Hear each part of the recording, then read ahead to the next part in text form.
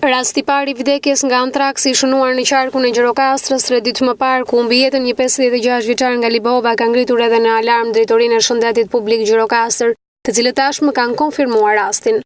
Në një konferencë për mediat, mjeku specialist Xhelil Brahimi ka bërë publike situatën aktuale lidhur me sëmundjen e antraksit, të cilën duke nisur edhe nga situata e muajve të fundit e ka cilësuar mjaft alarmante. Tashmë rreziku për sëmundjen e antraksit, e njohur në gjuhën popullore si plasja, është prezent në qarkun e Gjirokastrës. Alarmi mbi këtë të fundit ngre apelin për qytetarët të cilët duhet të konsumojnë mish dhe produkte të kontrolluara.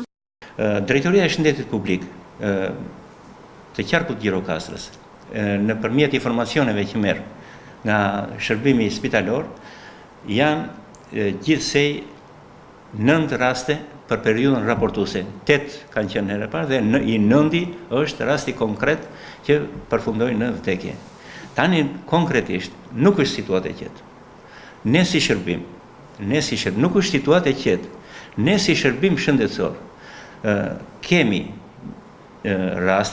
rastin që t'i drejtojmë edhe një herë komunitetit, që të ketë kujdes në këtë sezon në përdorimin e mishit.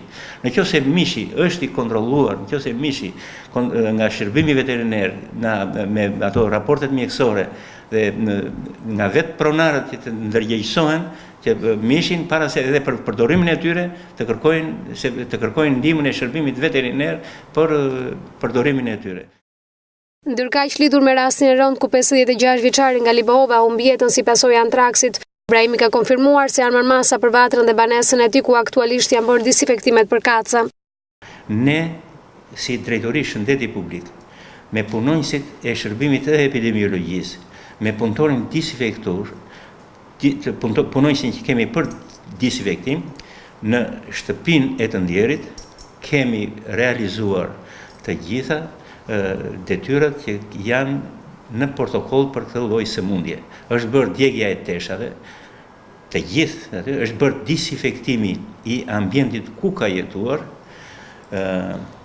është dhënë antibiotiko-terapi edhe te personat e tjerë që ishin aty, nga hetimi epidemiologjik që morëm për rastin e qoftë për aq sa reagoi i sëmuri dhe nga familjarët, rezultoi se ky ishte i sëmur një javë më përpara në shtëpi. Ka patur çrregullime të cilat nuk i ka vlerësuar. Para një muaji në shtëpinë e tyre është konsumuar mish. Por mishi është i therrur dhe jo i ngordhur. Është i therrur enkas për të përdorur nga vetë pronari i bagëtive, dhe ky duke qenë punonjës barin në atë tuf, ai i ka dhënë gjysmën e mishit, dhe gjysmën e mishit e ka mbajtur për vete. Dhe janë 2 familje që kanë konsumuar mish. Në familjen e pronarit ka edhe fëmijë, për të cilët kanë konsumuar mish, dhe në ndjekja që kemi bërë në vatër, nuk kanë asnjë shqetësim. Duket se rastet të tilla tashmë alarmante do të vijojnë edhe më tej. Fermerët e Picarit ngrenë shqetësimi për mungesën e vaksinimeve në këtë zonë, ku bëjnë me dije se asnjë specialist i veterinarisë nuk është afruar te ta. Mungesa e vaksinimeve të 2 prej sëmundjeve kryesore, atë të antraksit dhe melitencës, ka sjellë edhe prekjen të sëmundjeve të melitencës të vetë fermerëve. Një rast i tillë është denoncuar edhe nga Florian Cani, fermer në komunën e Picarit. Nuk është bërë asnjë lloj vaksine nga shteti, sidomos vaksina e antraksit dhe ajo që quajmë neve e militencës, si vjet nuk janë bërë nga shteti, asnjëra. Unë i kam të regjistruara me numrin e të gjitha, kam 200 krerë. Jam ankuar tek veterineri dhe më ka thënë që nuk ka ardhur vaksina nga shteti si vjet. Unë kam vaksinuar vaksinat që nuk më mbulon shteti. Vetëm ato? Po. Këto të dyja dhe të shkoj unë në klinikën nuk më japin këto 2 vaksina, sepse nuk lejohet. Unë kam shumë frikë dhe nuk di tani se i kam të prekura nga kjo sëmundje apo jo. Jo, nuk i ka bërë askush. Unë isha këtu për të njëjtin problem, që jam i sëmur nga e njëjta sëmundje. Vetëm nga që nuk keni bërë. Nga që s'është bërë vaksinimi i militencës.